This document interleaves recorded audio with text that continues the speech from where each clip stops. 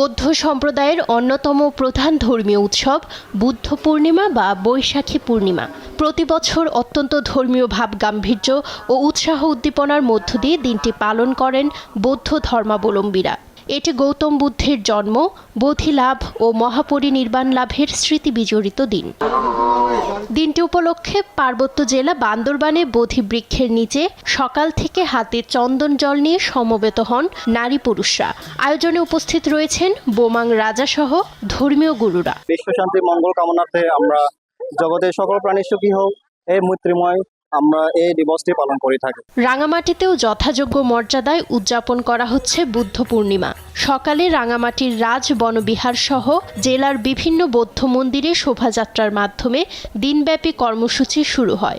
সবাই আসলে একত্রিত হয়ে র্যালি করে মন্দিরে যাওয়া আসলে অনেক ভালো লাগে। হিংসা, দুঃখ সবকিছু যাতে দূর হয়ে আবার সবাই আনন্দে থাকুক, সুখে থাকুক, সুস্থ থাকুক। বিহারে সকাল থেকেই চলছে সংঘদান, অষ্টপরিষ্কার দান, ভিক্ষুদের পিণ্ডদান, প্রদীপ প্রজ্বলন ও ধর্ম নির্দেশনা।